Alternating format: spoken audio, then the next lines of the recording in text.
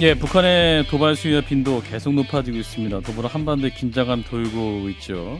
과연 출구는 있는 것인가 이러한 질문도 하게 됩니다. 전 국립외교원장이세요. 한동대학교 김준영 교수 모시고 현 상황 짚어보겠습니다. 교수님 어서 오십시오. 네, 안녕하십니까. 예, 자 오늘 이제 통일부에서 국가 애도 기관이 이렇게 도발하는 건 인륜과 인도주의에 반하는 것이다 이런 규탄을 할 정도로 네. 이 북한이 계속 그 미사일 쏘고 있고 이런 상황인데 왜 이런다고 보십니까? 예, 뭐 예상보다 훨씬 더 빈도나 규모나 이런 것들이 폭주하듯이 하는 것은 사실인데요. 예, 이게 예상이 안 됐던 건 사실 아니거든요. 음. 작년 초부터 북한이 이제 강대강 그리고 이제 이미 2018년에 자기들이 나왔던 한반도 평화 프로세스는 이제 옵션에서 사라졌고 예. 하노이 이후에 음. 억지력, 자강력 갖추겠다고 얘기를 했기 때문에 사실 그 일환으로 전체적인 일환으로 보여집니다. 근데 뭐 말씀하신 것처럼 지금 애도 기간에 한 것은 이는 전혀 인도주의적 입장에서도 북한이 진짜 무리를 하고 있다 그렇게 생각합니다. 전쟁 중에 러시아도 애도 성명을 우리에게 보냈는데 네, 맞습니다. 북한에서는 아무런 언급이 없었죠 관련해서. 그러니까요. 예. 우리 민족끼리 좀 그러니까요. 예. 근데 이제 울릉도 또 공습 경보가 또 실제로 왔기 때문에 일반 국민들 입장에서는 이게 진짜 지금 북한의 어떤 국지적 도발이라도 현실화되는 것이 아니냐 이런 두려움을 갖는 분도 계시거든요. 예. 교수님 어떻게 판단하시죠? 전 굉장히 지금 좀 심각하다고 생각합니다. 예. 이제 많은 사람들이 2017년하고 비교하잖아요. 예. 근데 2017년과의 가장 큰 차이는 중재자가 없습니다. 2017년에는 미국하고 북한이 긴장 수위를 올렸잖아요. 그렇죠. 근데 지금은 한미 북이 사실 다 긴장 수위를 올리고 있지 않았어요. 아하. 우린 도발이라고 얘기하면 저쪽에서는 대응이라고 얘기하고 저쪽이 사실 대응이 계속 상승작용을 일으키는 데 있어서 못하고 있고 두 번째 차이점은 중재자가 없다. 물론 2017은 아직까지 화성 17은 실험 단계일 수 있지만 다른 건 다 실전 배치거든요. 실전 배치라는 측면에서 그냥 단순히 북한이 실험과 도발을 같이 하는 그런 방식의 과거와는 전혀 다르다. 이게 이제 핵무력을 실전. 각쳐간다, 실전 배치를 한다는 거거든요. 그런 것들을 봐서는 굉장히 어렵고요. 그리고 미중과 미러가 협력 관계가 아니니까 지금 북한을 제한할 수가 없는 거예요. 이 세 가지가 2017년보다 훨씬 더 지금 심각하다고 저는 봅니다. 근데 이제 오늘 동아일보 사설에서도 얘기를 그렇게 하던데 지금 ICBM까지 나온 마당이니까 확장 억제를 본격 가동해서 북한을 탈진시켜야 된다 이렇게 얘기를 하고 제가 궁금한 것은 그러니까 이제 중국의 중재가 없는 상태에서 한미일 간의 군사협력의 수준을 계속 높여서 계속 긴장을 끌어올리면 그런 북이 무릎을 꿇게 만들 수 있는 건가요? 아니면 다른 말로 질문하면 윤석열 대통령의 목표가 그러한 건가요? 이걸 잘 모르겠어요. 당연한 답을 아시고 계시잖아요. 그런 방식으로 북한이 굴복할 리가 없고요. 예. 북한이 가장 나빴던 게 1990년대 중반이지 않습니까? 그때는 수백만이 아사를 하고 그다음에 국제 질서에서 북한은 완전히 고립되어 있었고 그때는 뭐 중국, 러시아도 도와주지 못하는 상황에서도 살아남은 게 북한인데 그때 비해서는 훨씬 나은 상황이고 아까 말씀드린 것처럼 북한의 전략적 가치가 계속 높아지고 있어요. 아하.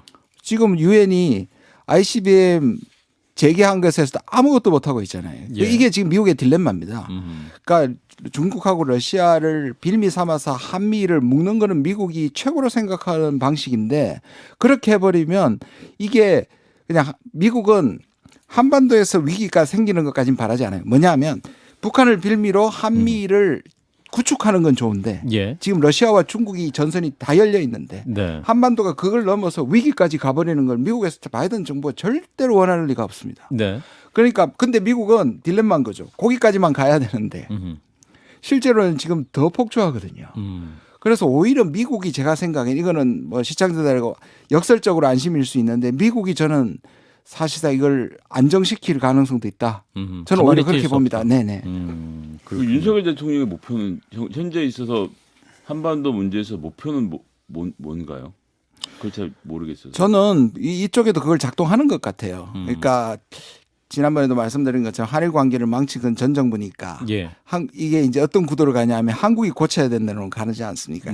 이거를 이제 북한에 대한 정권이 지나치게 유화적이고 굴욕적이었다고 얘기를 하니까 거기에 대한 반대로 결국 북한에 대한 강경책, 뭐 제대로 본때를 보여주겠다 이런 것들이 실질적으로 작동을 하니까 이게 진짜 전체적으로 보면 우리가 위기를 고조하는 건 아무도 원하지 않는 것인데 예. 그런 것들이 앞서다 보면 이런 결과를 보여주는 거죠. 이번 같은 경우에는 북한의 의도를 모르겠거든요. 그러니까 그 전까지만 해도 사실상 우리가 알지 않습니까? 북한의 기본 전략이라는 것은 사실상 우리 핵보유국이다. 니들 인정하든 말든 간에. 그러니까 이건 건들지 말아라. 다만 핵 동결이나 아니면 핵 군축 확산할 수 있다. 그 대가로 너희들 제재를 풀어달라.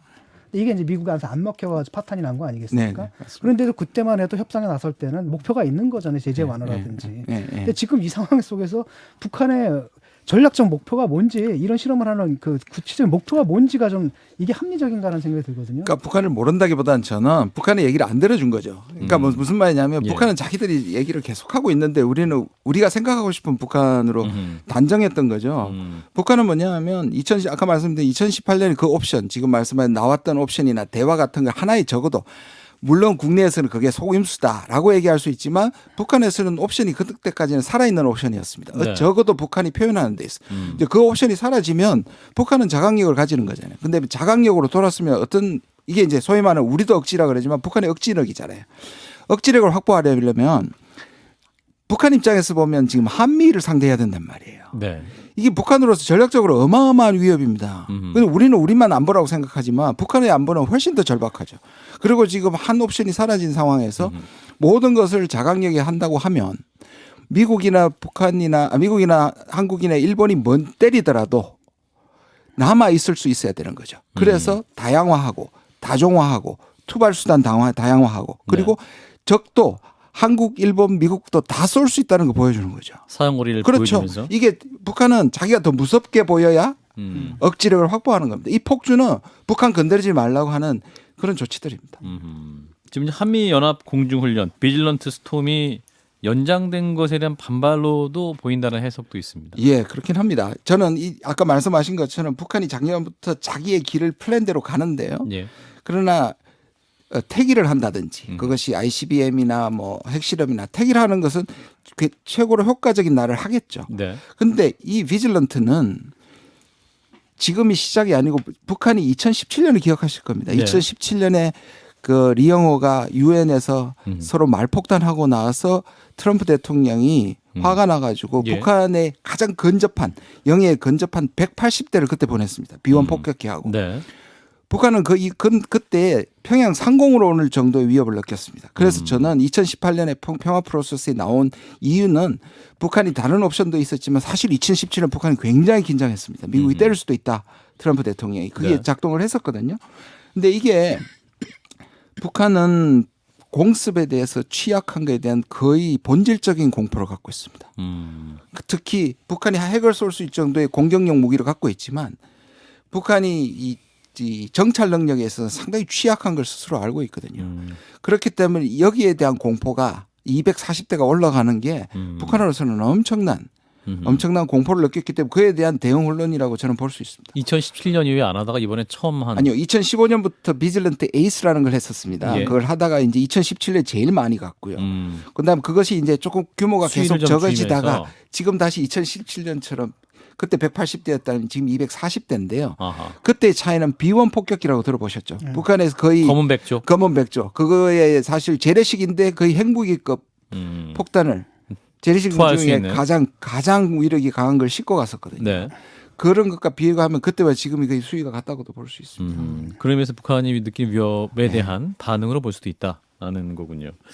근데 지금 이제 미국 현지 시간으로 3일이죠. 한미 국방장관이 그 안보 협의회 공동 성명을 하면서 김정은 정권의 종말을 초래할 것이다. 계속 이렇게 하면 이런 표현을 했지 않습니까? 북한이 더 자극될 수 있는 상황 아닙니까? 그렇죠. 이런 지금 표현? 자꾸 계속 종말이라는 지금 표현. 이 치킨 게임이 돼가는 건데요. 예. 그렇다고 해서 이게 처음은 아닙니다. 嗯 2018년에 나왔던 NPR이라는 게 있습니다. 그 핵태세 검토 보고서입니다. 이번에도 나왔죠. 미국의 이제 바이든 대통령의 국가 전략이 10월 12일에 나오고요. 국가 네. NSS라 그럽니다. National Strategy 그렇죠? 이게 그다음에 NDS가 나옵니다. 국방 전략이 나오고 그다음에 이제 순서가 NPR이 나오는데 네. 여기서도 똑같이 이미 2018년 핵관에서는 북한이 만약에 핵무기를 쓰면 북한 정권의 종말이다. 종말이라는 건 이미 한 번 한 적은 있습니다. 그렇군요. 자, 이러한 상황에서 또 이제 화성 17형으로 추정되는 미사일을 이제 발사를 했지 않습니까? 근데 이게 지금 어떻게 실패로 봐야 되는가요? 교수님 어떻게 판단하십니까? 그 이후에. 요 팩트만 놓고 보면 실패죠. 아, 그런가요? 그런데 예. 지금 계속 북한이 지난 5년간 멈췄던 실험을 하고 있는 거 아닙니까? 무슨 말씀이냐면 이 실험을 해야만 이거는 개발이 되는 겁니다. 예. 그러니까 북한은 지금 실패인 건 맞지만 계속 진전되고 있는 거예요. 그러니까 일각에서 지난 5년 동안에 북한에게 시간을 벌어줬다고 얘기하는 것은 이 부분에서 맞지 않습니다. 어허. 적어도 ICBM을 중단했거든요. 실험을. 그렇죠. 예. 북한은 핵 실험보다는 ICBM이나 이것을 다종화하고 특히 미국 속으로 날릴 수 있는 ICBM을 계속 개발을 해야 되고요. 예. 북한이 제일 안 되는 것이 이 부분이거든요. 북한이 보통 거칠게 통계를 하면 핵무장력과 투별 수력의 95%까지 다 도달했다. 그러나 마지막 5%가 뭐냐? 대기권 실어서 나갔다가 다시 재진입하는 기술. 네. 특히 다탄두를 달고 하는 거. 이게 남았는데 지금 이것까지 지금 성공하려고 하고 있거든요. 그런 이번에는 실패했지만 예. 이게 실패로 그냥 점을 딱 찍을 것이 아니다. 계속 이거는 진전되고 있다고 봐야 할 것 같습니다. 그런 경우에서 보통은 동해로에서 예를 들어 태평양으로 날리던 것을 일본 열도 위로 날리는 것은 또 그대로의 의미가 있는 건가요? 그렇죠. 지금 아까 말씀드린 것처럼 북한이 만약에 우리가 중동의 한 국가였으면 미국은 금방 벌써 때렸을 겁니다. 북한이 저렇게 할 수 있는 것은 핵무력도 있지만 한국과 일본이 인질이 되는 겁니다. 그래서 트럼프는 과거에 그쪽에 전쟁 나는 건 상관 안 한다 그래서 ICBM만 어떻게든 하려고 했던 게 트럼프의 초기 의도였지 않습니까? 예. 그렇게 보면 북한은 우리가 지금까지 근본적으로 미국의 적대시 정책이 핵 개발의 이유라고 얘기를 해왔지만 예. 이제는 억지력을 가진다면 타겟도 여럿이 돼야 되겠죠. 한국, 일본, 미국 다 타겟이 될 수 있으니까 섣불리 하지 말라 이런 뜻이죠. 그런 의미에서 이제 이 한미일 정상회담이 이달 중순에 동남아에서 있을 수 있다. 일본 언론이 보도하고 있지 않습니까? 그렇다면 이 자리에서 삼국 정상들이 의미 있는 얘기를 할 수 있을 가능성도 있을까요? 그러니까 뭘 할 수 있을까요? 제재는 작동이 불가능합니다. 제재는 없고. 그렇죠. 예. 특히 미국과 중국, 미국과 러시아 이런 상황에서 북한은 훨씬 더 뒷배가 생긴 겁니다. 그럼 결국 한미일만 계속 강조를 하면 예. 결국 누군가가 이 둘 사이를 중재할 수가 없는 거 아닙니까? 아하. 오히려 동맹 안 하는 게 낫군요. 러시아와 중국과 협력을 해야지. 미국도 러시아를 만나야 되고 미국도 중국을 만나야 되고요. 북한 문제는. 아하. 우리도 중국하고 러시아를 만나야 하는 겁니다. 아. 그 한미일 한쪽을 하는 건 지금을 상승자고 치킨 게임을 계속하겠다는 얘기밖에 더 됩니까? 한미일 쏘겠다고 하고 있는 이 북한을 대응해서 한미일이 뭉치면 오히려 더 이제 고조될 수밖에 그럼요. 없는. 북한이 느끼는 위협은 위협이 아닙니까? 북한은 스스로 느끼기 때문에 더 훨씬 더 무섭게 보이려고 치킨 게임을 계속 가속화할 겁니다. 근데 어쨌거나 윤석열 정부는 그런 식으로 서로 간의 긴장이 점점 더 높아지면 결국 해결될 거라고 생각해서 하고 있는 거 아닌가요? 이건 정말 궁금해서 여쭤보는. 그러니까 말씀드린 건 북한을 자기가 보고 싶은 대로 보는 거죠. 담대한 계획도 마찬가지입니다. 담대한 계획이라는 거는 북한의 마음을 움직일 수 있을 정도의 담대한 정치적 양보가 담대한 거지. 북한이 바뀌면 담대하게 돕는 게 담대한 계획이 아니죠. 그렇죠. 그렇죠. 지금의 요소는 북한이 변하면, 그러니까 북한이 굴복하면 또는 비핵화하면 담대하게 돕겠다거든요. 그거는 사실 이명박 정부 때와 거의 비유사하다고 볼 수 통 크게 있어요. 돕겠다 뭐 통 이런 크게 얘기인데. 돕다는 거예요. 예. 그러니까 그런데 북한의 끌어낼 수 있는, 저는 이렇게 생각합니다. 우리가 정치적 리스크가 있고 군사적 리스크 어느 쪽이 훨씬 더 위험합니까? 군사적 리스크가 위험한데 정치적 리스크는 뭐냐면 북한한테 속을 때 외교적 정치적 리스크예요. 저는 그쪽을 해야죠. 왜 군사적 리스크를 합니까? 우리가 전쟁 안 한다면. 상식적으로 생각해도 지금 정치적 우선순위는 리스크, 평화인데. 그렇죠. 정치적 리스크를 안 지고 군사적 리스크를 지려고 하는 겁니다. 지금 사실은 수가 없지 않습니까? 지금 러시아하고 지금 미국은 사실상 전쟁 중이고, 그다음에 중국과 또 미국이 또 대립하고 있고, 그게 지금 세계 질서가 그렇게 또 우크라이나 전쟁 이후에 그렇게 짜여 있고, 지금 북한은 러시아에다가 지금 포탄을 대주고 있거든요. 그 부분은 저는 조금 생각이 다른데요. 예. 저거는 미국의 일부의 프레임이라고 지금은 제가 추측입니다. 왜냐하면 제가 여기 와서 한번 말씀을 드렸는데 러시아의 이 푸틴이 발언했던 것과 상당히 연결이 있습니다. 푸틴은 한국이 우크라이나에 무기를 제공하면 한러 관계는 끝이다고 얘기했습니다. 맞습니다. 제가 그때 나와서 말씀드린 게 미국이 압박하기 사실이거든요. 한국 무기를 체코나 폴란드나 캐나다나 미국을 경유해서 추진하는 넣어달라. 것이었고 일부에서는 이미 갔죠. 이미 캐나다에는. 폴란드를 통해 가지고 경유했을 수도 있다거든요.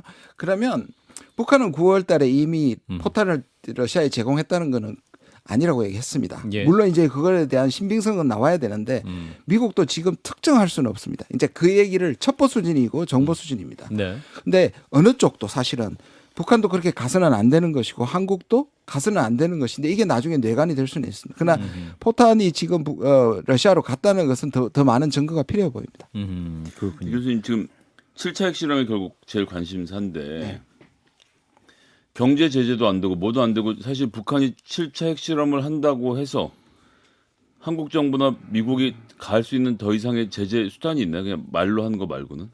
저는요 이상하게 이 제 7차 핵실험이 마치 엄청난 게임 체인저고 뭐 세상을 다 바꿔놓을 것 같은 게 계속 기우제처럼 사실 3, 4월부터 미국 백악관이 사실 2월부터입니다. 예. 정보 띵크탱크는 그리고 정부가 바이든 대통령 오기 직전에 미국에서 북한이 7차 핵실험 한다고 백악관이 이미 얘기를 했거든요. 예. 근데 지금 북한이 안 하고 있잖아요. 예. 근데 7차 핵실험은 ICBM만큼 북한이 꼭 해야 되는 건 아닙니다. 이미 왜냐하면 실험 많이 했기 예, 때문에. 6차 회담만까지 6차 실험으로 충분하고요. 대부분 7차가 왜 주목을 받느냐 하면 이제 실전 사용할 수 있는 전술핵으로 이 파괴력을 줄일 것이다인데요. 그 파괴력 줄이는 것이 수소폭탄과는 달리 그렇게 엄청난 실험을 요구하는 게 아니거든요. 줄이는 아하. 폭탄 줄이는 건 소규모 소형화하는 거는 그렇게 보면 저는 오히려 안 할 수도 있다고 생각합니다. 7차 핵실험을? 실제로 안 할 수도 있는데 우리가 7차 핵실험에 너무 많은 의미를 의미를 부여하고 부여하고 있다. 있고 말씀하신 것처럼 부여하더라도요 무력합니다. 하더라도 어떡할 겁니까? 근데 할 수 이게 있는 게 없다. 우리가 이제 또 자꾸 또 그 뭐 중재자 뭐 이런 얘기를 하는데 제가 볼 땐 논리적으로 중재 가능성이 없거든요. 북한은 그냥 핵 보유예요, 그냥. 이건 양보할 수가 없는 거잖아요. 네네, 근데 우리는 맞습니다. 이것 자체를 못 받아들이는 거예요. 그러니까요. 저는 안데르센의 동화 그렇다면 그렇다고 그래가지고 우리가 그럼 인정해 줄게 또 이럴 수도 없는 거잖아요. 네. 그러니까 이게 논리적인 문제가 있어서 맞습니다. 네. 그래서 저는 그 안데르센 동화의 그 발가벗은 벌거벗은 임금님처럼 말을 못하는 거잖아요. 예. 홍길동이 아버지가 아버지랑 못 부지 부르는 못하는 거죠. 것처럼. 근데 이렇게 정의하면 됩니다. 북한이 핵을 가진 것은 사실이고 불법적으로 가진다. 그래서 어떤 분은 뭐냐면 예. 무장 강도가 무장하고 있잖아요. 무장하고 있는 건 인정해야죠. 그럼 그게 불법인 거죠. 불법적으로 가지고 있는 거에 대한 규정을 해야지 북한이 핵국가가 아닌 것처럼 하는 건 곤란하죠. 말씀하신 것처럼 논리 모순이죠. 그렇군요. 그럼 앞으로 지금 이제 북한의 도발 이런 상 우리 정부가 취해 가장 합리적이고 뭐랄까 평화를 지킬 수 있는 프로세스는 어떤 정책 일단 워입니다. 워워. 워워워 해야 됩니다. 자꾸 말폭탄이 가면 한번 보십시오. 2010년에 연평도 포격할 때요. 네. 미국이 막았거든요. 우리가 전자권도 없으면서 저는 전술매기 핵무기 얘기하고 우리가 모든 것을 할 수 있을 것처럼 생각하는 자체가 사실은 오버예요. 그리고 우리가 할 수 없다고 생각하지만 저는요 평화적 메시지도 보내야 됩니다. 올해 미국은 북한을 규탄하면서도 아직 외교적 협상은 남아 있다고 얘기하는 건 미국밖에 없습니다. 오히려 우리 그 얘기도 같이 해야 됩니다. 군인들은 세게 얘기하고요. 대통령이나 외교부는 협상하자 그런 얘기를 적어도 해야 하고요. 아까 말씀드린 건 중국하고 뭐 러시아는 그렇다 쳐도 중국한테 얼마든지 얘기할 수 있다고 봅니다. 예. 그래서 워워하면서 또 뒤에서 정치적인 외교적인 협상 노력 필요하다라는 말씀으로 듣겠습니다. 여기까지 듣죠. 국립외교 전 원장이셨습니다. 김준영 한동대 교수님 고맙습니다. 네, 고맙습니다. 좋아요? 구독. 알림 설정.